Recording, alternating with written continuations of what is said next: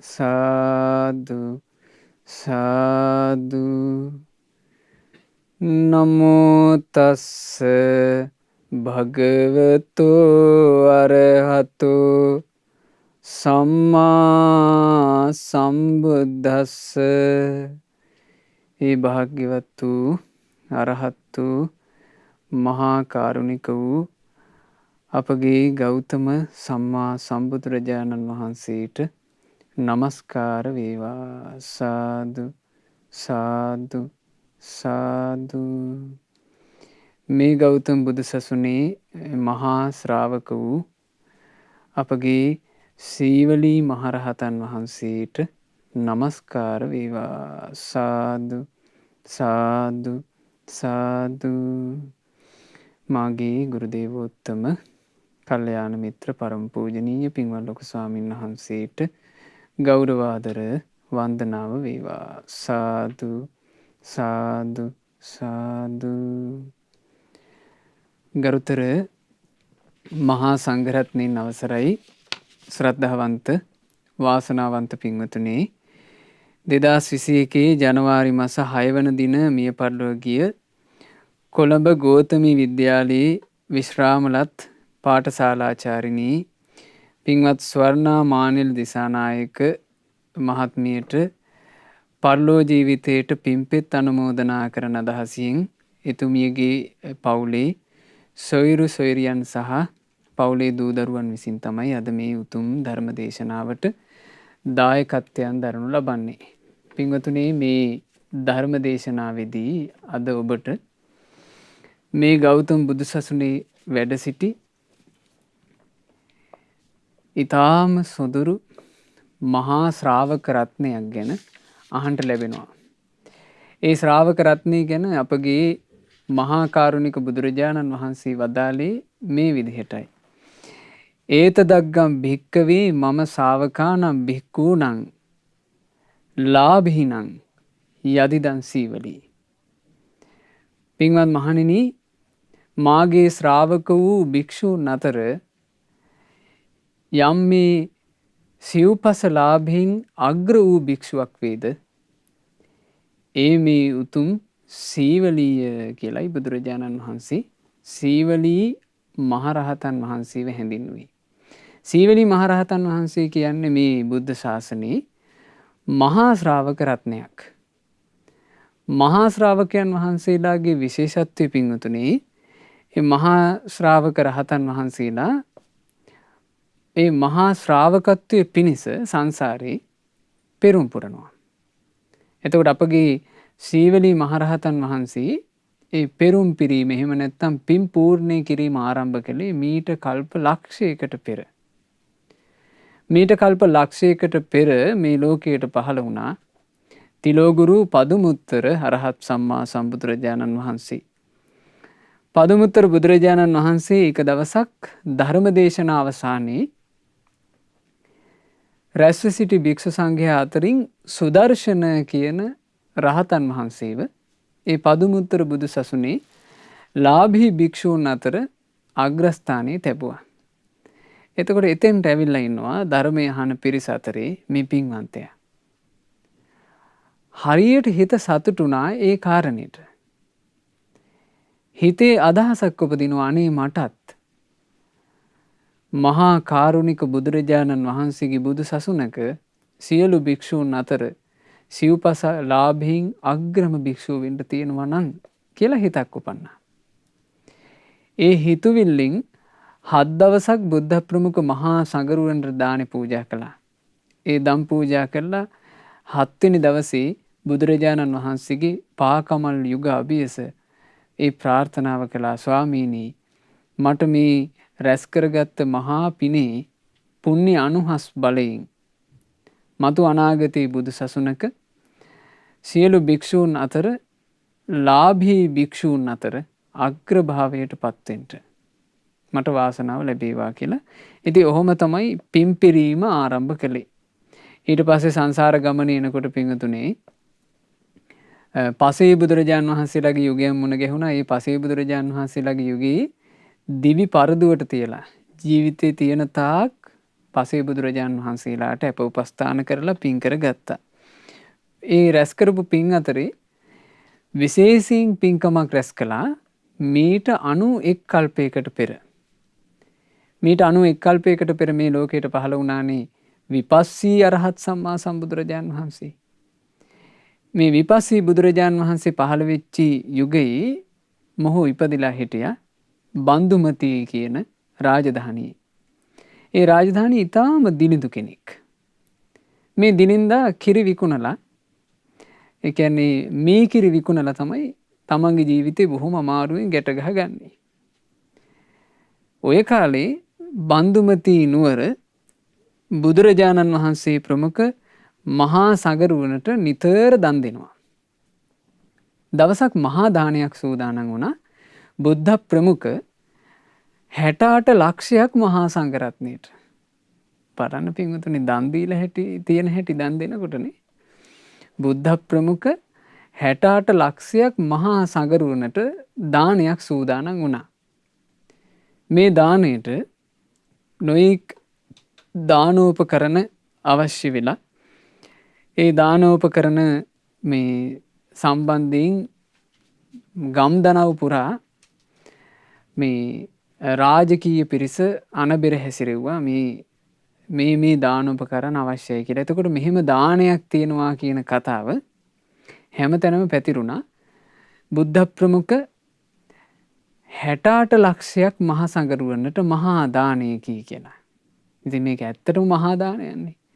බුදුරජාණන් වහන්සේත් 68 ලක්ෂයක් මහා සංඝරුවනත් කියලා කියන්නේ ඒක ආසිරිමත් දානයක්. ඒ ආරංචියෙන් මොහුටත් මේ දානෙට සම්බන්ධ වෙන්න ලැබුණා. හැබැයි දානෙට සම්බන්ධ වෙන්නේ කොහොමද? Taman සන්තකේ තියෙන්නේ එදා වේල ගැට ගහ ගන්නට විකුණ ගන්න තියෙන කිරිහට්ටිය. ඒ කිරිහට්ටියත් එක්කම තියෙනවා මේ ප්‍රනීත මී පැණි බෝතලයක්. ඔහු සන්තක වටිනාම දේ. ඒ කියන්නේ ඒක විකුණලා තමයි එදා දවස කොහොම හරි ගැට ගහගන්නේ. එතකොට කිරිහට්ටියක් තිබුණා, මී පැණි බෝතලයක් තිබුණා. මොහු සන්තකේ මේක තියාගෙන මොහු කල්පනා කරනවා බුදුරජාණන් වහන්සේ කියලා කියන්නේ මේ ලෝකයට කලාතුරකින් පහළ වෙන කෙනෙක්. බුදුරජාණන් වහන්සේ පහළ වුණොත් විතරයි ශ්‍රාවක සංඝයා පහළ වෙන්නේ. එහෙනම් ශ්‍රාවක සංඝයා කියලා කියන්නේත් ලෝකේ කලාතුරකින් පහළ වෙන පිරිසක්. අනේ මටත් ඒ බුදුරජාණන් වහන්සේටත් ඒ මහා සගරුවනටත් මගේ අතින්ම දන් දෙන්න ඇත්නම් කියලා ආසාවක් උපන්නා.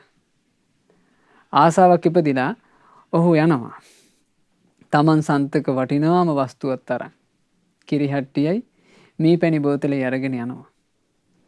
ඒ යනකොට දකින දර්ශනින් හිත බොහෝ සෙයින් පහන් වුණා. ඔබ හිතන්නකෝ පින්වතුනි බුදුරජාණන් වහන්සේත් මේ ඊටාම සංසින් ඉදුරන් සහිත 68 ලක්ෂයක් මහරහතන් වහන්සේලා මහා සංඝරුවනත් කියන්නේ ඒක කොයි වගේ දර්ශනයක් වෙන්න ඇතිද? දැක්කපු ගමන් හිත පැහැදුනා. දුටු පමණින් හිත පැහැදිලා ඒ චිත්ත ප්‍රසාදයෙන් යුක්තව ඔහු තමන්ගේ අර මේ පැණි මේ ටික තමන් සන්තකේ තිබුණ මේ පැණි ටික අර කිරිහට්ටියට දාලා කලවම් කරා. ඒ කලවම් කරේ මේක ප්‍රනීත බව වැඩි වෙන්න. දැන් සාමාන්‍යයෙන් අපි මේ කිරි අනුභව කරන්නේ එහෙමනේ. කිරි අනුභව කරන්නේ පැණි දාගෙනනේ. ඒතර ප්‍රනීත මේ පැණි ටික මේ කිරිහට්ටියට දාලා මේක කලවම් කරා. ඒ කවලම් කරලා අරගෙන යනවා මේ දානේ බෙදන්ට. පිනක් ලැබුණා. ඒ දානේ පූජා කරගන්නට බුදුරජාණන් වහන්සේට. විපස්සී බුදුරජාණන් වහන්සේගේ පාත්‍රයට මොහු දානේ පූජා කරනවා. ස්වාමීනී භාග්‍යතුන් වහන්සේ මා සන්තකේ තිබෙන වටිනාම දේ ස්වාමීනි මෙයයි. මා කෙරෙහි අනුකම්පාවෙන් මේ පිළිගන්නාසේක්වා කියලා. බුදුරජාණන් වහන්සේ දකිනවා මොහු ගාව තියෙන ශ්‍රද්ධාව. මොහු දිලින්දෙක්, ධනෙ නැති කෙනෙක්. හැබැයි මොහු ගාව බාහිරට පේන ධනයක් නැති වුණාට මොහු ගාව තියෙනවා බල සම්පන්න විදිහට ධනයක්. ශ්‍රද්ධා ධනය, සැදැහැ සිත. ඒ ශ්‍රද්ධාව නිසා තමයි මේ තමන් සන්තකයේ තියෙන මේ වටිනම දේ මේ විදිහට අත්හරින්නේ. බුදුරජාණන් වහන්සේ අදිෂ්ඨානයක් කළා. මහා අනුකම්පාවෙන් කරපු අදිෂ්ඨානයක්. ඔහුගේ ඒ දාණය භාග්‍යතුන් වහන්සේට යම්සේ පූජා කරනවාද ඒ මොහොතේම 68 ලක්ෂයක් මහා සඟරුවනේ පාත්‍රවලටත් ඒ විදිහටම මේ පැණි මිශ්‍ර කිරි ලැබුණා.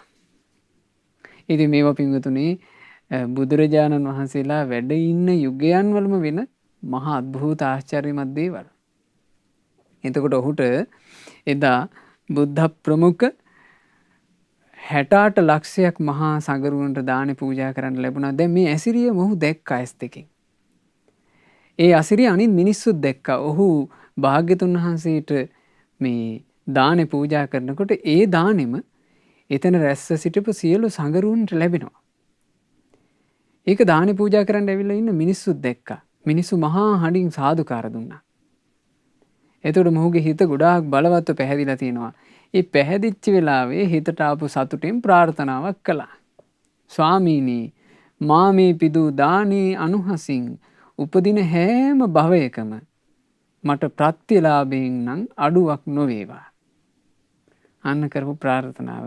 ස්වාමීනි මම මේ උපදින ජීවිතේ ඇයි මේ දුප්පතෙක් වෙලා ඉපදිලානේ අඩුපාඩු වල බර දැනෙනවා. දුප්පත් වෙලා උපන්නම තියෙන අපහසුව දැනෙනවා ඔහුට. දන් දෙන්න ආසයි දෙන්න විදිහක් නැහැ. දෙන්න දෙයක් නැහැ. ඉතින් අඩුව දැනෙන්නේ නැද්ද? ශ්‍රද්ධාව තියෙන හින්දා දෙන්න ආසයි. දෙන්න විදිහක් නැහැ. දුප්පත්කම කියන එක බරට දැනෙච්ච චරිතයක්. ඒ නිසා ඔහු පුණ්‍ය ප්‍රාර්ථනා කරනවා ස්වාමීනි මං උපදින ජීවිතේ මට ඒ කිසිම භවයක අඩුවක් නම් වෙන්න එපා. ආහාර පාන වලින් වේවා මේ නිවස්න වලින් වේවා මට ලැබෙන යාන වාහන වලින් වේවා මේ කිසිවකින් මට අඩුවක් නම් වෙන්න එපා කියලා ප්‍රාර්ථනාවක් කළා. ඉතින් ඒක සම්බුදු සිරිපා අභියස කළ ප්‍රාර්ථනාවක්. ආශ්චර්යවත් බුදුරජුන් උදෙසා කරන ප්‍රාර්ථනාව පුණ්‍ය ප්‍රාර්ථනාව සඵල නොවී තියෙයිද?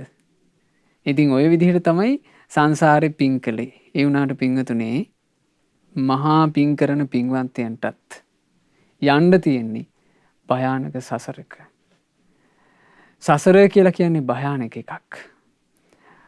අනවතග්ගෝ යම් භික්කවේ සංසාරෝ. මහණෙනි මේ සසර අනවරාග්‍ර වූ ගමනකි.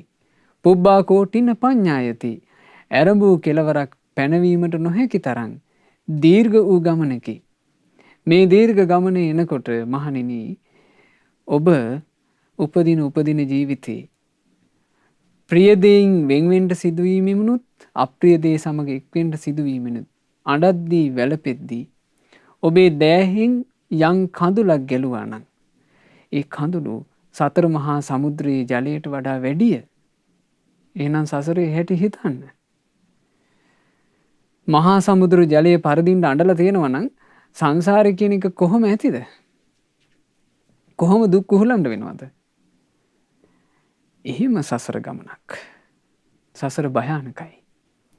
මහණෙනි මේ සසරේ පැමිණෙද්දී ඔබ නොයෙක් ಜಾතිවල නොයෙක් වේසනවලට පත් වෙලා මැරෙන්න සිද්ධ වෙද්දී ඔබේ සිරුරෙන් ගලාගෙන ගිය රුධිරය සතර මහා සමුද්‍රයේ ජලයට වඩා වැඩිය. එහෙනම් සසරේ භයානක බව තේරුම් ගන්නට මේ ශරීරවලින් මැරෙද්දී ගලාගෙන ගියපු රුධිරය සතර මහා සමුද්‍රයේ ජලයටත් වඩා වැඩි නම් එහෙම භයානක සසරක්. ඒ භයානක සසරේ එනකොට මහා පින්වන්තයන්ටත් අසත්පුරුෂ ඇසුරු අසත්පුරුෂ හිතුවිලි ලාමක අකුසල නිසා මහා දුක් වලට භාජනය වෙන්න සිද්ධ වුණා. මේ අපි ඉගෙන ගන්න මහා පින්වන්තයන්ගේ ජීවිතෙත් ඒ වගේ මහා අනතුරකට භාජනය වුණා. ඒක උනේ මෙහෙම. දඹදිව බරණැස් රාජ්‍යයේ අගරජු බවට එක ජීවිතයක ඔහුපත් වුණා. ඒ අගරජු වෙලා ඉන්නකොට දැන් මහා රාජ්‍යයකට උරුමකාරයෙක් ඒ රාජකීය උරුමය නිසා රාජකීය මාන්නය ගැහුවා. රාජමාන්‍යයෙන් යුතුව දැන් තමන් ළඟ ඉන්නවා බලවත් සිවුරඟ සේනා. මේ සේනා බල දකිනකොට හිතනවා මට මේ බඳු සේනාවක් ඉද්දි මම මොකටද මේක රාජ්‍යයක් විතර කල්ලගෙන ඉන්නේ. මම මේ සේනා බලයෙන් අනෙක් රාජ්‍ය පවා අල්ලන්ට ඕනා කියලා හිතුවා. හිතලා යුද්ධයක් සංවිධානය කළා. යුද්ධයක් සංවිධානය කරලා ගිහිල්ලා පින්වතුනේ මේ වට කරලා තියෙනවා මහා රාජ්‍යයක්. දැන් මෙයා ගාව ඉන්න සේනාව ගොඩයි මේ රජුරුව ළඟ. ඒ මහා සේනාවෙන් විශාල රාජ්‍යයක් වට කළා. වට කරපු රාජ්‍ය අවුරුදු 7කුත් මාස 7ක් ඒ මිනිස්සුන්ට නොඑක් පීඩා කරදර වෙහෙසවල් දිදී මේ බලහත්කාරයෙන් රාජ්‍ය වට කරගෙන හිටියා. එතකොට දැන් බලහත්කාරයෙන් මේ රාජ්‍ය වට කරගෙන ඉන්නකොට සතුරු රජි ඒ මිනිස්සු පහසුවක්ද? ඒ මිනිස්සු ගොඩාක් අපහසුවෙන් හිටියේ. මේකට ගොඩාක් අනුබල දුන්නා ඒ කාලේ මේ තමන්ගේ මව් බිසවුන් වහන්සේ. මව් බිසවුන් වහන්සේත් එක්ක එකතු වෙලා තමයි මේ ඔක්කොම මේ යුද සැලසුම් හදන්නේ. යුද සැලසුම් හැදලා ඔන්න වට කරගෙන හිටියා. ඉඳලා දැන් අවුරුදු 7කුත් මාස 7ක් ඉක්ම ගියා. ඊට පස්සේ මව් බිසවත් එක්ක ආයෙ කතිකා කරනවා දැන් මෙච්චර කාලයක් ගිහිල්ලා තාම බැරි වුණා අපිට මේ රාජ්‍ය සම්පූර්ණයෙන් අපේ ග්‍රහණයට නතු කරගන්න. මොකද කරන්නේ? මව් බිසවුන් වහන්සේ කිව්වා අනුකම්ප කරලා බෑ මුන්ට. මුන්ට අනුකම්පා කරලා බෑ. කරන්න තියෙන හොඳම වැඩේ අපි මේ දවස් කීපයක් කිසිම ආහාරයක් වතුර පොදක් මේ රාජ්‍ය ඇතුළට යන්න නොදී තියමු. එතකොට පිපාසයෙන් බඩගින්නෙන් හෙම්බත් වෙලා කොහොමත් අපට මුන් යටත් වෙයි කියන. එහෙම කළා. දවස් 7ක් වතුර කැපුවා. දවස් 7ක් ආහාර පාන නොලැබෙන්න කටයුතු කරා. අර කොටු වෙච්ච මිනිස්සු ටික හොඳටම අසරණ වුණා. අසරණ වෙලා මේ රජුරුවන්ට යටත් වුණා. ඉතින් ඔය විදිහට ඒ මිනිස්සු පීඩාවට පත් කරලා රජෙක් වුණත් කලේ මිනිස්සු පීඩාවට පත් කිරීමක්. ඒ පීඩාවට පත් කරලා ඒ ජීවිතේ ගොඩාක් පව් රැස් කරගත්තා. බලන්න මහා පින්වන්තයෙක්. පදුමුත්තර බුදුරජාණන් වහන්සේගේ ශාසනය මුණ ගැහුණා. පසේ බුදුවරුන්ගේ යුගයක් මුණ ගැහුණා. විපස්සී බුදුරජාණන් වහන්සේ මුණ ගැහුණා. ඒ හම්බෙච්ච ජීවිතවල ගොඩාක් පින් කරගත්තා. ලස්සන පින්පුරමින් යන ගමන. එක ජීවිතයක මේ ලාමක අකුසලයක් නිසා, ලෝභය නිසා, රාජ ලෝභය නිසා අකුසලයක් පුරවගත්තා. ඒ අකුසලින් ඒ ජීවිතෙන් පස්සේ උපන්න කියනවා බොහෝම දරුණු දුක් ඇති නිරේ. ඉපදිලා කටුක විපාක විඳලා පින්වතුනි සසරේ ඕන කොහොම හරි මේ මහා භද්‍ර කල්පේ කෝලිය නුවර උපන්නා. ඒ කෝලිය නුවර උපදින්නේ මහා ලිච්ඡවි රජුට දාව. මහාලි කියලත් කියනවා. මහා ලිච්ඡවි රජුට දාව සුප්පාවාසා කියන කෝලීය බිසවගේ කුස පිරිසිඳ ගත්තා. එතකොට මේ සුප්පාවාසාවගේ කුසේ පිරිසිඳ ගත්තේ මහා පින්වන්තයෙක්ගේ පිනේ මහිමේ බලන්න. යම් දවසක මේ කුමාරයා ඒ අම්මාගේ කුසේ පිරිසිඳ ගත්තද එදා ඉඳලා නිවස ධන ධාන්‍යයෙන් පිරියනවා. මිනිස්සු නිරන්තරයෙන් තෑගි භෝග අරගෙන මේ නිවසට එන්න ගන්නවා. කිසිම දෙයක් මේක අඩුයි කියලා කියන්න දෙයක් නෑ. අම්මගේ කුසේ පිරිසිඳ ගත්ත දවසේ ඉඳලා නිවසට ධනෙ ගලන්න පටන් ගත්තා. වස්තුව ගලන්න පටන් ගත්තා. කොටින්ම මේ වස්තුව ගලාගෙන යාම සම්බන්ධයෙන් මිනිස්සු අතර කොච්චර ඒක ප්‍රකට වුණාද කියන්නේ මේ ගැබ්බරන් ඉන්න සුප්පාවාසා ළඟට මිනිස්සු ධනෙ අරගෙන ඇවිල්ලා ඊළඟට සහල් ආදී මේ ධාන්‍ය අරගෙන ඇවිල්ලා ඒවා මේ සුප්පාවාසාවට මෙහෙම අල්ලන්න දෙනවා කියනවා. සුප්පාවාසා ඇල්ලුවාම කාලෙකට අර ධාන්‍ය පිරිහෙන්නේ ඉවර වෙන්නේ. සුප්පාවාස ඇල්ලුවොත් එහෙම යම් ධනයක් ඒ ධනෙ කාලෙකට පිරිහෙන්නේ. ඉතින් මෙහෙම මහා පිනක් තිබුණා. හැබැයි සංසාර ගමනේ වැරදුනානේ එක තැනක. ඒකත් කරකෙවිලාවා. ඒ තමයි අර බරණැස් රජුරුවෝ වෙලා ඉද්දී කරගත්ත පාප කර්ම. මේ කර්මයේ ස්වභාවය බුදුරජාන් වහන්සේ වදාළනේ කර්ම විෂය අචින්තනීයයි. හිතාගන්න බෑ පින්වතුනේ මේ කර්මයේ විපාක දෙන විදිහ. දැන් මේ සියලු සිදුවීම් අපිට අහන්න ලැබෙන්නේ සියල්ල දන්නා සියල්ල දක්නා භාග්‍යවත් බුදුරජාණන් වහන්සේ විසින් කරපු හෙළිදරව් මේ ඔක්කොම. ගානට මේ එකතු වෙලා පවක් කළා. ඒ එකතු වෙලා කරපු පාපයට විපාකේ ගානට එකතු වෙලා එනවනේ. යම් කලයක බරණැස් රජුරුවෝ වෙලා මහරාජ්‍යයක් වට කරගෙන මිනිස්සු පීඩාවට පත් කරාද? ඒ මිනිස්සු පීඩාවට පත් කරද්දී ඒ යුද සැලසුම් උදෙසා යම් මව්බිසවක් මේ උදව් කළාද දායක වුණාද එකතු වුණාද? ඒ මව්බිසව මේ ජීවිතෙත් මවම වෙලා උපන්නා. ඒ මව්බිසවගේ පුතා වෙලා ඔහුම උපන්නා. අම්මගේ කුසේ පිරිසිඳ ගත්තා. දැන් පිරිසිඳගෙන මේ ගැබ සාමාන්‍ය ගැබක් සේම මෝරනවා. දස මසක් ගෙවී ගියා.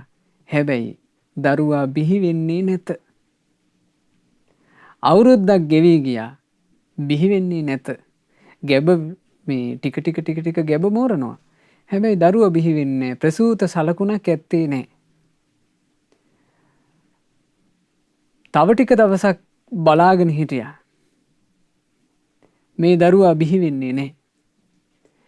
එතකොට මේ සුප්පාවාසාව කියලා කියන්නේ බුදුරජාණන් වහන්සේ සරණ ගියපු, ධර්මයේ සරණ ගියපු, ශ්‍රාවක සංගරුවන සරණ ගියපු බුදුරජාණන් වහන්සේගේ සෝතාපන්න ආර්ය ශ්‍රාවිකාවක්. ඒ නිසා පින්වතුනි මේ දරුවා බිහි වෙන්නේ නැහැ කියලා මේ අමුතු ඒ වගේ පස්සේ ගියේ නැහැ. නැත්නම් අද කාලේ එහෙමනම් යන්තම් දරුවෙක් බිහි වෙන්නේ නැති මොකක් හරි එකක් වුණොත් එහෙම හැම දේවාලයක් ගානේ මෙයයි නියොකට මොකෝ මේ දරුවා එන්නේ නැත්තේ කියලා. එහෙම මේ වෙන දෙයකට යොමු වුණේ ඇය සෝතාපන්න ආර්ය ශ්‍රාවිකාවක් නිසා. ඇය හැමතිස්සෙම තෙරුවන් සරණම සිහි කළා. බුදුරජාණන් වහන්සේගේ ගුණ සිහි කළා. ධර්මයේ ගුණ සිහි කළා. සංගරුවනේ ගුණ සිහි කළා. මේ සම්බන්ධ විස්තරය තියෙනවා. සුප්පාවාසා සූත්‍ර දේශනාව. මේ සුප්පාවාසා සූත්‍ර දේශනාව ඒ කාලේ භාග්‍යතුන් වහන්සේ වැඩ සිටියේ කුණ්ඩියා නගරයේ අසල තියෙන කුණ්ඩදාන කියන වනයේ. ඉතින් ওই කාලේ තමයි සුප්පාවාසාව ගැබ්බර ගත්තේ. ඒ ගැබේ හිටියේ සීවලී කුමාරයා. පිරිසිඳගත් සුප්පාවාසාව අවුරුදු 7ක් දරු ගැබ දරාගෙන ඉන්නවා. බිහි වෙන්නේ නැහැ. පින්වතුනි මේ ඉතිහාසයේ මෙච්චර කාලයක් අම්මා කෙනෙකුගේ කුසක් තුඩ මේ දරුවෙක් හිටියා කියලා වෙන තැනක නැහැ. අවුරුදු 7ක් අම්මගේ බඩේ මේ දරු පැටියා මෝරනවා. බිහි වෙන්නේ නැහැ. තව මාස 7කුත් ගත වෙලා ගියා. ඒත් බිහි වෙන්නේ නැහැ. බලන්න මේ දේවල් අහනකොට මේ කර්මයේ පාප කර්මයේ තියෙන භයානකකම ගැන අපි තේරුම් ගන්න ඕනේ. මෙත පාප කර්මයේ කියන එක රැස්ුණොත් පින්වතුනේ ඒකේ විපාකේ Tamanට විඳවන්න සිද්ධ වෙනවාමයි. න අන්තලික්කේ අහසේ බඳු තැනක් නැත. න සමුද්ද මජ්ජේ මුහුද මැද එහෙම තැනක් නැත. න පබ්බතානං විවරම් පවිස්ස පර්වතයක් ඇතුලේ කන්දක් ඇතුලේ ගුහාවක ඉබඳු තැනක් නැත. න විජ්ජතිසෝ జగති පදේසෝ මේ ලෝකේ එබඳු තැනක් පිහිටා නැත. කෙබඳු තැනක්ද? යත්තට්ටිතෝ මුංචෙය්‍ය පාපකම්මා. යම් තැනක පිහිටලා කරගත්ත පව් වලින් නිදහස් වෙන්න පුළුවන් නම් එහෙම තැනක් මේ ලෝකේ නැහැ කියනවා. එතකොට සිත කය වචනයෙන් පව් කරොත් එහෙම ඒකේ විපාකේ හඹාගෙන එනවා. ඒක හිතා ගන්න බෑ. ඒක බුදුරජාන් වහන්සේගේ විශේෂයට අයිති එකක්. සියල්ල දන්නා සියල්ල දක්නා බුදුරජාන් වහන්සේ තමයි ඒ කර්ම විශේෂ කියන එක දන්නේ. ඒක අපිට හිතා ගන්න බැරි එකක්. එතකොට සුප්පාවාසායි ඔය මේ සීවලී කුමාරයයිනේ ඒ කාලේ බරණැස් රාජ්‍යයේ මේ රජ පදවි ලැබලා යුදෝපක්‍රම යොදලා අර මහා රාජ්‍යයක් අල්ලගෙන හිටිය අවුරුදු 7කුත් මාස 7ක්. දැන් ඔන්න දෙන්නම විඳවනවා. අම්මටත් අමාරුයි. අවුරුදු 7ක් මේ දරු ගෙබත් දරාගෙන ඉන්නවා කියන්නේ ලේසි එකක්ද? අම්මටත් අමාරුයි. ඇතුලේ ඉන්න කෙනාටත් අමාරුයි තෙරපිලා. අන් අයට දුන්නේ අපහසුව නම්, පීඩාව නම්, වෙහෙස නම්, හිරවීම නම් විපාකේ කරකැවිලා එනවා අපහසුව, පීඩාව, හිරවීම, වේදනාව. අවුරුදු 7කුත් මාස 7ක් වින්දා. ඒ අන්තිම කාලේ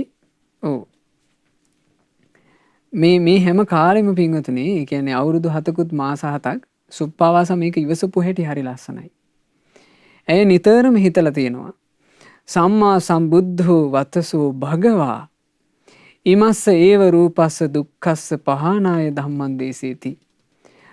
ඒ භාග්‍යතුන් වහන්සේ ඒකාන්තයෙන්ම සම්මා සම්බුද්ධයි.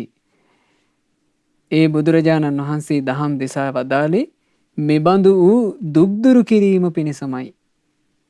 සුපටිපන්නෝ වත තස්ස භගවතෝ ශාවක සංඝෝ.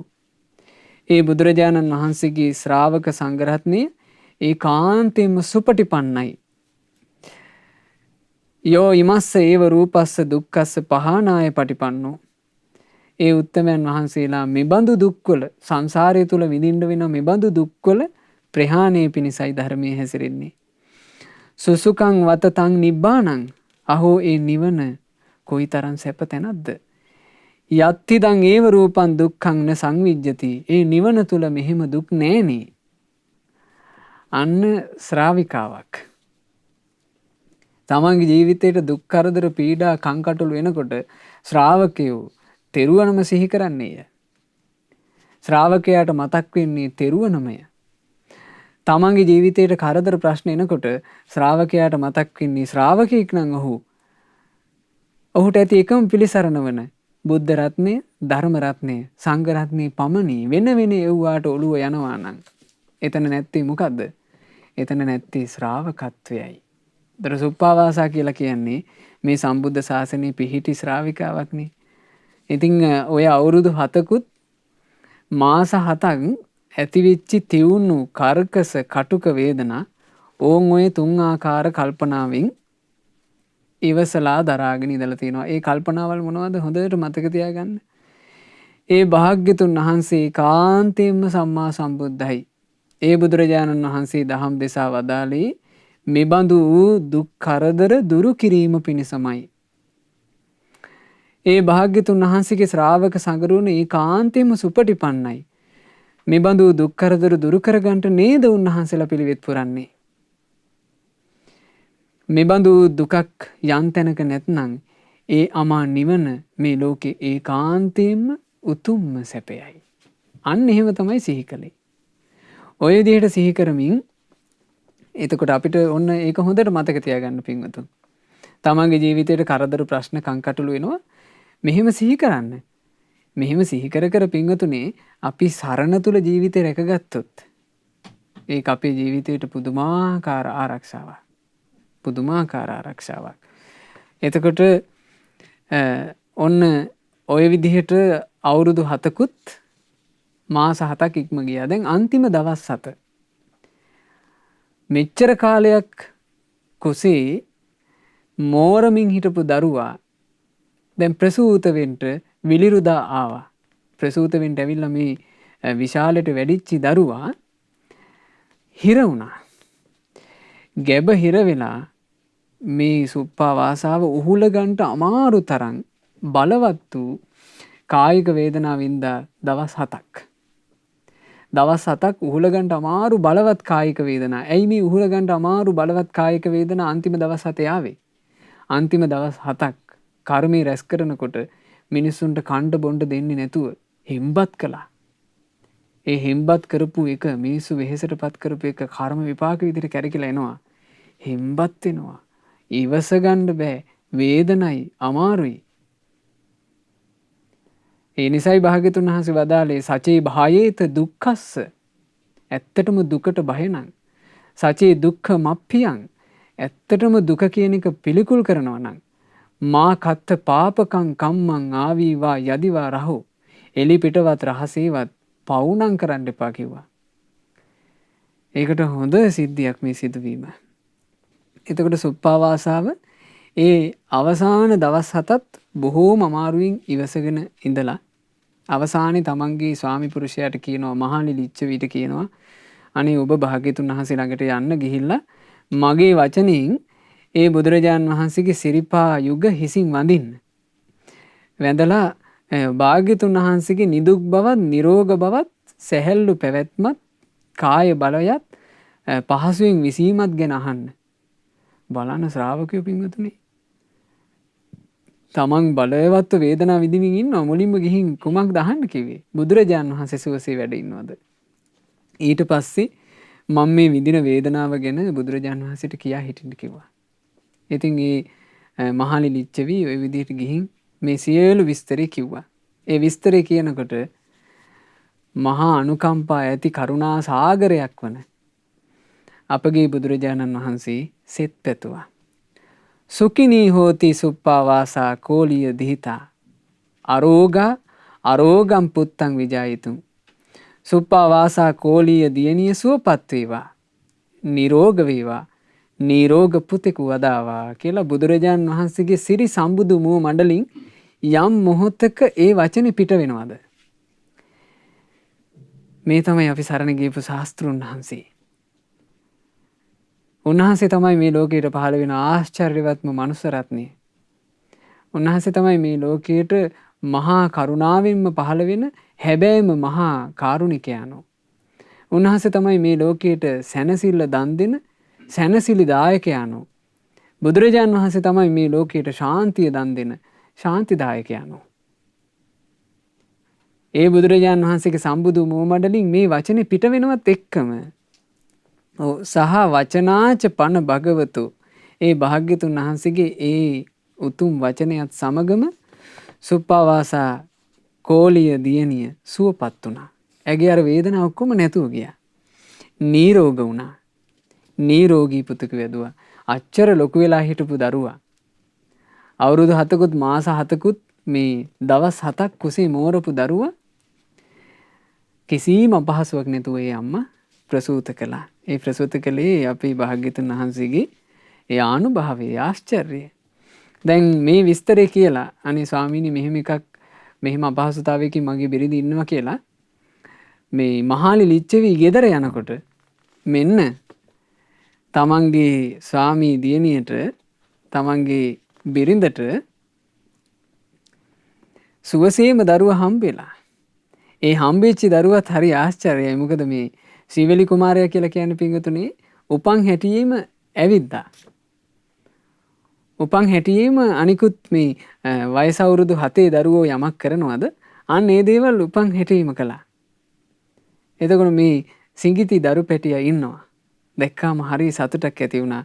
ඒ සතුටින් ඔහුට මෙහෙම හිතුණා ඒකාන්තයෙන් ආශ්චර්යයි ඒකාන්තයෙන් අద్භූතයි. තථාගතයන් වහන්සේගේ මහා එර්දිමත් බව නම් මහානුභාව සම්පන්න බව නම් භාග්‍යතුන් වහන්සේ යම් වචනයක් වදාලාද මේ සුප්පාවාසා සුවපත් වේවා කියලා. ඒ වචනේ වදාරනකොටම සුප්පාවාසා සුවපත් වෙලානේ. භාග්‍යතුන් වහන්සේ යම් වචනයක් වදාලා නම් සුප්පාවාසා නිරෝගීව නිරෝගී පුතෙක් වදාවා කියලා. ඒ වචනෙත් එක්ක සුප්පාවාසා නිරෝගීව නිරෝගී පුතෙක් වැදුවනේ කියලා ගොඩාක් පැහැදුනා. ඒතර ශ්‍රාවකයාට ශ්‍රාවකත්වයේ තුල පිහිටියට පස්සේ පහදින්ටමයි කරුණ යෙදෙන්නේ. ඉතින් ඔන්න ඔය සිදුවීම ඔය විදිහට සිද්ධ වුණා. ඔහොම තමයි ඒ මහා පින් තියෙන සීවලී කුමාරයාගේ උපත සිද්ධ වුණේ. ඉතින් මේ උපත සිද්ධ වුණාට පස්සේ ඒ සීවලී කුමාරයා උපන්න සතුටට මේ සුප්පාවාසාවත් මහාලි ලිච්ඡවි රජුරුවත් බුද්ධ ප්‍රමුඛ මහා සංඝරුවනට දානයකට ආරාධනා කළා. ඒතර බුදුරජාණන් වහන්සේ දානි පිළිගත්තා. හැබැයි ඒ කාලේ දානයක් යෙදිලා තිබුණා පින්වතුනි. දානයක් බාර දීලා තිබුණා. ඒ දානේ බාරව හිටියේ අපේ මහා මොග්ගල්ලාන මහරහතන් වහන්සේගේ දායකෙක්. එතකොට බුදුරජාණන් වහන්සේ මහා මොග්ගල්ලාන මහරහතන් වහන්සේට කතා කළා කියනවා මොග්ගල්ලාන දැන් මේ අවුරුදු 7කුත් මාස 7කුත් දවස් 7ක් ගැබක් දරාගෙන ඉඳලා සුප්පාවාසා දරුවෙක් වැදුවනේ. ඒ හේතුවෙන් ඇය දින 7ක් පුරාවටම බුද්ධ ප්‍රමුඛ මහා සංඝරුවන්ට දන් දෙන්න තීරණය කළා. තථාගතයන් වහන්සේ දානි බාරගත්තා. ඒ නිසා මොග්ගල්ලාණය ඔබේ දායකයට දානි තියෙන්නේ. ඒ දායකයට ගිහින් කියන්ට ඒ දානය සුප්පාවාසාවගේ දානෙට පස්සේ දෙන්න කියලා. ඉතින් මෙතන මේ සිදුවීමත් හරි ලස්සනයි. මුගලන් මහරහතන් වහන්සේ ඒ දායකයා ළඟට යනවා. ගිහින් දායකයාට කිව්වා මේ ආයුෂ්මත ඔබේ දානේ පහු කරන්නට වෙනවා. සුප්පාවාසාව බොහෝ කාලයක් ගෙබක් දරාගෙන ඉඳලා දරුව ප්‍රසූත කරලා ඒ හේතුවෙන් දානයකට ආරාධනා කරලා භාග්‍යතුන් වහන්සේ දානේ බාරගත්තා. ඒ නිසා ඔබේ දානේ කල් දාන්න වෙනවා කිව්වා. එතකොට මේ උපාසකයා කියනවා ස්වාමීනි දානේ කල් දාන එක ප්‍රශ්නයක් නෑ. හැබැයි ස්වාමීනි මං මේසා මහත් වූ සංඝ පිරිසට සෑහෙන්න දානෙට අවශ්‍ය කරන බඩු අරගත්තා. ඒ නිසා ස්වාමීනි ඒ බඩු ටික අපත යනවා. ස්වාමීනි මේ බඩු ටික සවුත්තු වෙන්නේ නැතුව තියෙනවා නම් දවස් 7ක්. දැන් එළවලු ආදී අරගත්තනේ. එළවලු ආදී කුණු වෙන්නේ නැතුව දවස් 7ක් තියෙනවා නම්. ඊළඟට ස්වාමීනි ওই දවස් 7 ඇතුලේ මගේ ජීවිතේට අන්තරාවක් වෙන්නේ නැත්තම්. ඊළඟට ස්වාමීනි මට දැන් ඔබ වහන්සේලා ගැන යම් පැහැදීමක් තියෙනවනේ ශ්‍රද්ධාව. ওই දවස් 7 ඇතුලේ ස්වාමීනි මගේ ශ්‍රද්ධාවට මුකුත් වෙන්නේත් නැත්තම්. ස්වාමීනි දානි ප්‍රශ්නයක් නැහැ කිව්වා කල් ගියාට. එතකොට මුගලන් මහරහතන් වහන්සේ වදාලා උපාසකය දෙකක් රැකලා දෙන්නම්. හැබැයි එකක් නම් රකින්න බෑ කිව්වා මට. ඇහුවා ස්වාමීනි කුමක්ද ඔබ වහන්සේ රැකලා දෙන දෙක? ඔබේ දාන වස්තු උපාසකය දවස් 7ක් පුරාවට මුකුත් නොවි තියෙයි. ඔබේ ජීවිතයත් උපාසකය දවස් 7 පුරාවට මුකුත් අනතුරක් නොවි තියෙයි. හැබැයි උපාසකය ශ්‍රද්ධාව කියන එක නම් රැක ගැනීම ඔහේ සතුය. එය මට රැක දෙන්නට බැරිය කිව්වා. එතකොට මේ උපාසකයා කියනවා ස්වාමීනි දාන වස්තුත් රැකේ නම් මගේ ජීවිතෙත් රැකේ නම් මං ශ්‍රද්ධාව රැක ගන්නම් කිව්වා. එතකොට මේකේ ලොකු කතාවක් ගැබ්බෙලා තියෙනවා පින්වතුනි. ශ්‍රද්ධාව කියන එක තව කෙනෙකුට නම් රැකලා දෙන්න බැරි මේ එ르දිමතුන්ගෙන් අග්‍ර වූ මහා මුගල්ලාන මහරහතන් වහන්සේට එ르දි බලයෙන් ජීවිතේ රැකලා දෙන්නත් පුළුවන්. අර බොහෝජනේ රැකලා දෙන්නත් පුළුවන්. හැබැයි සදහැසිත රැකලා දෙන්න බෑ. ශ්‍රද්ධාව කියන ධනය රැස් කරගත යුත්තේත් රැකගත යුත්තේත් තමාමය. උන් ඒක හොඳට මතක තියාගන්න. ඒක හොඳට මතක තියාගෙන මේ ටික ටික හරි ශ්‍රද්ධා ධනය තමන් පෞද්ගලිකව තමන්ගේ ජීවිතේ එකතු කරගන්න. තමන්ගේ පුත්තු ශ්‍රද්ධාවන්ත වුණා කියලා අම්මා ශ්‍රද්ධාවන්ත වෙන්නේ නැහැ.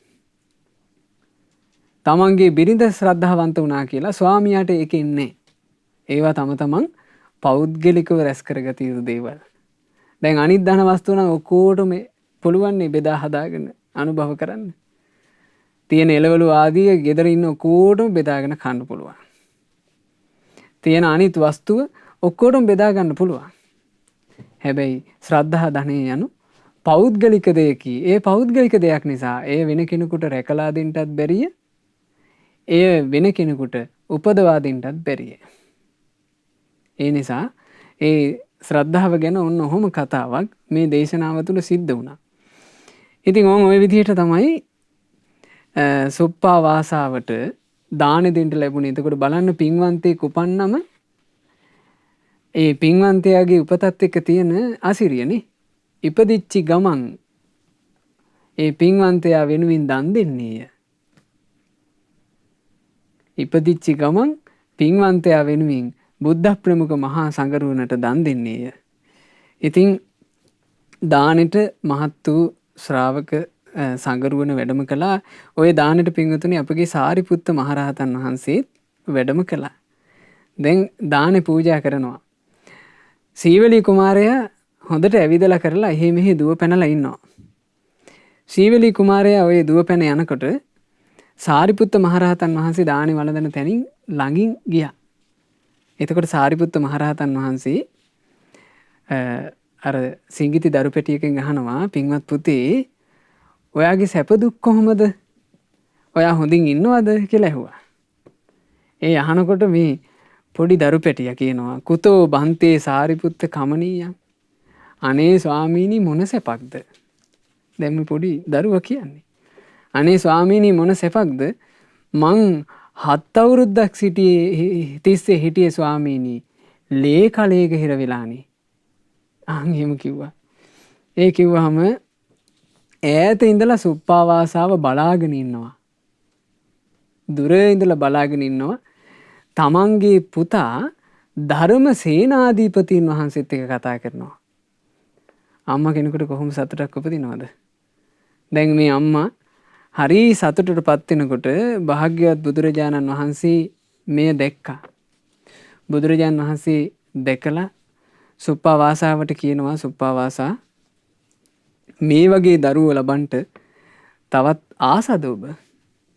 කිව්වා ස්වාමීනි අනේ මේ වගේ දරුවෝ නම් එක්කෙනෙක් නෙවෙයි තව 7ක් ලැබෙනවා නම් හොඳයි කිව්වා.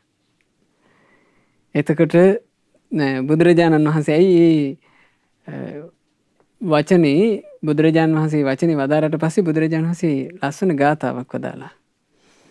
අසාතං සාත රූපේන පිය රූපේන අප්පියං දුක්ඛං සුඛස්ස රූපේන පමත්ත මති වත්තති. බුදුරජාණන් වහන්සේ වදාලා ඔහොම තමයි සුප්පාවාසා අමිහිරි දේවල් ඉන්නේ මිහිරි ස්වරූපයෙන්. අප්‍රිය දේවල් ඉන්නේ ප්‍රිය ස්වරූපයෙන්. දුක් දේ ඉන්නේ සැප ස්වරූපයෙන්. සුප්පාවාසා එතකොට ඉතින් ප්‍රමාදී කෙනා යට වෙලා යනවා කියලා බුදුරජාණන් වහන්සේ වදාලා. ඇයි සුප්පාවාසාවට දැන් ඔක්කොම ටික අමතක වුණානේ එක මොහොතට. දැන් මේ බොහෝම අමාරුවෙන් මහා දුක් විඳ අවුරුදු 7කුත් දවස් 7කුත් මාස 7ක් විඳවලා තමයි මේ එක දරුවා හම්බුනේ. ඒ අවුරුදු 7යි දවස් 7යි මාස 7 ඔක්කොම අමතකයි. මේ එක වෙලාවෙ ඇතිවෙච්ච සතුටට මේ જાතිය තව 7කුත් කමක් නැහැ කිව්වා. එතකොට ඒ නිසා තමයි භාග්‍යතුන් වහන්සේ ගාථාව වදාලේ. ඉතින් ඕන්න ඔය විදිහට ඒ පින්වන්තයාගේ ජීවිතේ හරි අසිරිමත්. එදා ඒ සාරිපුත්ත මහරහතන් වහන්සේත් එක්ක ඇතිවෙච්ච කතා බහේදී සාරිපුත්ත මහරහතන් වහන්සේ ඇහුවා ඉතින් පුතේ දුකසේ ඉන්න ඕනේ නේ. ඔයත් සැපේටපත් වෙන්න බුද්ධ ශාසනය මහාන වෙන්නකෝ කිව්වා. ඒ වචනේත් එක්ක ඒ මහා පින්වන්තයා පැවිදි වුණා අවුරුදු 7ේදී. අවුරුදු 7ේදී පැවිදි වෙනකොට බලන්න මේ රැස් කරපු පිනක ආශ්චර්යය. අවුරුදු 7ේදී පැවිදි වෙද්දී කෙස් බාල අවසන් වෙනකොටම සියලු කෙලෙසුන් නැසලා රහතන් වහන්සේ නමක් බවට පත් වුණා. සංසාරේ රැස් කරපු පින. සීවලී මහරහතන් වහන්සේ අරහත්ත්වේ පසක් කළේ අවුරුදු 7ේදී. අවුරුදු 7ේදී මහරහතන් වහන්සේ බවට පත් වුණා. සීවලී මහරහතන් වහන්සේගේ ආචාර්යයන් වහන්සේ අපගේ ධර්ම පුරෝහිත මහා මොග්ගල්ලාන මහරහතන් වහන්සේ. සීවලී මහරහතන් වහන්සේගේ උපාධ්‍යයන් වහන්සේ අපගේ ධර්ම සේනාධිපති සාරිපුත්ත මහරහතන් වහන්සේ. කොයිතරම් අසිරිමත් දේ ජීවිතේ. ඉතින් උන්වහන්සේ රැස් කරපු පින් මහිමේ ගැන කියනවා. උන්වහන්සේ පැවිදි වුණාට පස්සෙත් ප්‍රත්‍යලාභය උන්වහන්සේට එක දිගට ගලාගෙන එනවා. සීවලී මහරහතන් වහන්සේත් එක්ක යම් භික්ෂු පිරිසක් ඉන්නවා නම් ඒ භික්ෂූන්ටත් ප්‍රත්‍යලාභේ ගලාගෙන එනවා. ඒ පින ගැන කියනවා මහවනේ හිටියත් කඳු මුදුනක හිටියත් මහා සයුරක් මැද හිටියත් ඉහළ අහසේ හිටියත් කාන්තාරයක හිටියත් ප්‍රත්‍යලාභයෙන් නම් අඩුවක් වන්නේ නැත. ඔය සීවලී මහරහතන් වහන්සේට මේ අద్භූත විදිහට ප්‍රත්‍යලාභය ලැබුණ අවස්ථා ගණනාවක. ඒ ගැන තියෙනවා පිංගුතුනේ මෙහෙම. නිග්‍රෝධම් පටමම් පස්සී. උන්වහන්සේ යම් නුගරුක්ෂයකට වැඩම කළා 500ක් මහා සංඝරුවන පිරිවරාගෙන. ඒ නුගරුක්ෂයට වඩිනකොට මිනිස්සු නැති පැත්ත. ඒ නුගරුක්ෂයට අධිග්‍රහිත දෙවිවරු 7 දවසක්ම මේ 500ක් මහා සංඝරුවනට දන් දුන්නා. සීවලී මහරහතන් වහන්සේගේ පින. ඊළඟට පාණ්ඩව පර්වතයේදී දෙවිවරු දන් දුන්නා දවස් 7ක්. ඊළඟට අචිරවතී නදියේදී දෙවිවරු දන් දුන්නා දවස් 7ක්. ඊළඟට මහා සයුර මැද දවස් 7ක් ඒ සයුරට අරක්ගත්ත මේ දෙවිවරු ඇතුළු පිරිස උන්වහන්සේගේ පිනට දන් දුන්නා. ඊළඟට හිමාල පර්වතයේදීත් ওই විදිහට දානි ලැබුණා දවස් 7ක්. චද්දන්ත විල්තිරේදීත් ওই විදිහට මේ මනුස්ස වාසයක් නැහැ නේ චද්දන්ත විල්තිරේ පැත්තේ. එහෙදිත් දෙව් බඹුන් එකතු වෙලා දානි පූජා කළා අපගේ සීවලී මහරහතන් වහන්සේට. උන්වහන්සේගේ මහා පුණ්‍ය අනුභවය ගන්ධමාදන පර්වතයේ මතදී මේ නාග දන්ත කියලා දේව පුත්‍රයෙක් දවස් 7ක්ම දානි පූජා කළා. ඊළඟට අට්ඨමං අත රේවතෝ රේවත මහරහතන් වහන්සේ බැහැ දකින්ට ඒ කිව්වේ අපේ කදිරවණී රේවත මහරහතන් වහන්සේ බැහැ දකින්ට බුදුරජාන් වහන්සේ 30000ක් මහ සඟරුවන පිරිවරාගෙන වැඩියේ. ඒ වඩින ගමනේ මේ මිනිස්සු නැති පාරක යන්න උනා පින්වතුනි යොදුන් 30ක්. එක දවසකට එක යොදුනක් යන්න පුළුවන්. හැබැයි මේ මිනිස්සු නැති පාරේ ඒ යොදුන් 30 යද්දිත් එද්දිත් 30000ක් මහ සඟරුවන මේ ඇතුළු බුදුරජාණන් වහන්සේට සියලු දානීය කිසිව අඩුවක් නැතුව සියලු පහසුකම් ලැබුණා සීවලී මහරහතන් වහන්සේගේ පිනට. ඉතින් සීවලී මහරහතන් වහන්සේ කියලා කියන්නේ ওই විදිහේ මහා පින්වන්තයෙක්. උන්වහන්සේ මේ දවසක් කුටියේ වැඩ ඉන්නකොට මෙන්න මේ ගාථාව වදාලා. ඒ ගාථාව තමයි පින්වතුනි තේර ගාථාව. උන්වහන්සේගේ කුටියක පදිංචියට මං ආවේ උතුම් අදහසක් හිතේ තියාගෙන. මගේ උතුම් අදහස ඉටු කරගන්නට මට පුළුවන් වුණා. ආර්ය සත්‍ය අවබෝධයත් දුකින් නිදහස් වීමත් මං ලබා ගත්තා. හිතේ මුල් බැසගෙන තිබුණ මානය මුලින්ම උදුරලා දැම්මා. ඒ තමයි සීවලී මහරහතන් වහන්සේගේ උතුම් තේර ගාථාව.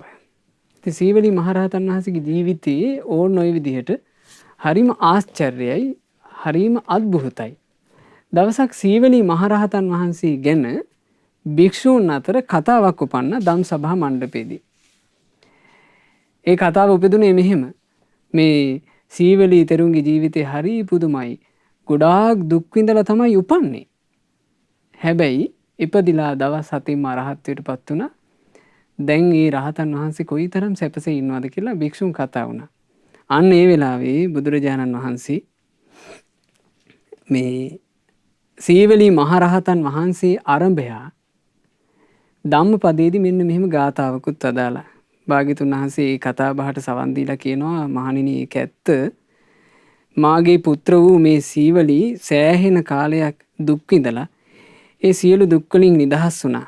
දැන් ඉතින් අමා නිවන සාක්ෂාත් කරලා හරි සුවසේ වාසය කරනවා නොවේ. යෝයිමං පලිපතං දුග්ගං සංසාරං මෝහ මච්චගා තින්නෝ පාරගතෝ ජායි අනේජෝ අකතං කති අනුපාදාය නිබ්බුතෝ තමහං බ්‍රූමි බ්‍රාහ්මනං යමෙක් ඊතර වූයේ නම් මේ කෙලෙස් මඩ ගොහරුවෙන් මහා මෝහ ඇති මේ සසරත් ඉක්මවා ගියේ නම් මැනවින් තරණය කොට එතරටම ගියේ දැහැන් සුවෙන් කල් ගෙවමින්නේ නිකලෙස් වී සැකරහිතව සිටියේ කිසිවකටත් ග්‍රහණය නොඋනේ නිවි නිවි ගිය සිත් නැත්තේ බමුණු කියා ඔහු හට කියමි. මේ ගාථාව වදාළේ ශාස්ත්‍රූන් වහන්සේ සීවලී මහරහතන් වහන්සේව මුල් කරගෙන. ඉතින් සීවලී මහරහතන් වහන්සේ කියලා කියන්නේ ඔය වගේ මහා පුණ්‍ය තේජස් තිබුණ උත්තමයන් වහන්සේ. අදටත් පින්වතුනේ විශේෂයෙන් සීවලී මහරහතන් වහන්සේගේ ධාතුන් වහන්සේලා ආදී වන්දනා කර කර බොහෝ දෙනා පින පූර්ණේ කරගන්නවා.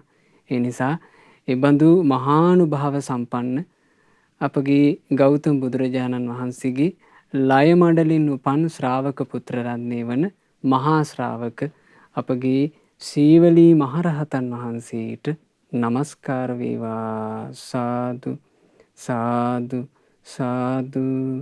ඒ සීවලී මහරහතන් වහන්සේ යම් අමා නිවනක නිවී සැනසුනාද අපටත් ඒ අමා නිවන අවබෝධ කරගන්නට ලැබේවා. සාදු සාදු සාදු.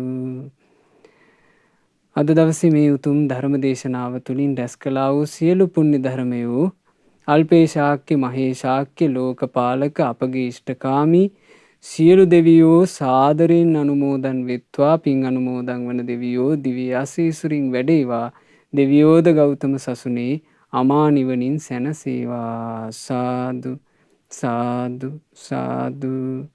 අපගේ ගුරු දේවෝත්තම පරම පූජනීය පින්වත් ලොකු ස්වාමීන් වහන්සේට මේ සියලු පින් අනුමෝදන්ව නිදුක් නිරෝග සුව දීර්ඝායුෂ සැලසේවා. ගෞතම සසුනේ උතුම් චතුරාර්ය සත්‍ය ධර්මය අවබෝධ වෙත්වා. සාදු සාදු සාදු.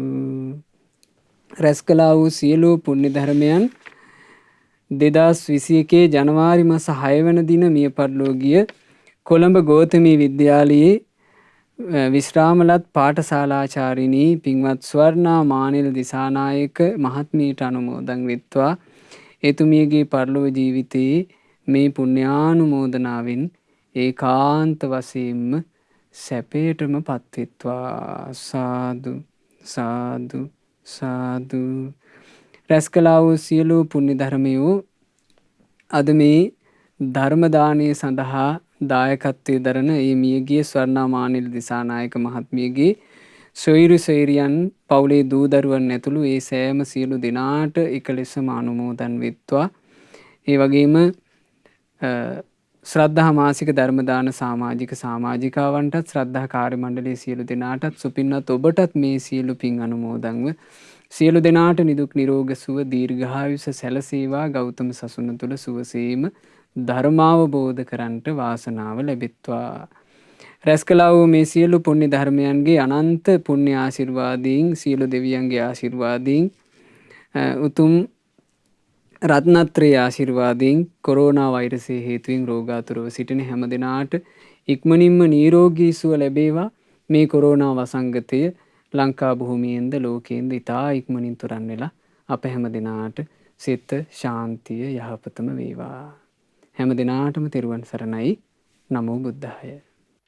මෙවැනි වටිනා ධර්ම දේශනා ශ්‍රවණය කිරීමට ශ්‍රද්ධා ඩේලි YouTube චැනලය සබස්ක්‍රයිබ් කරන්න.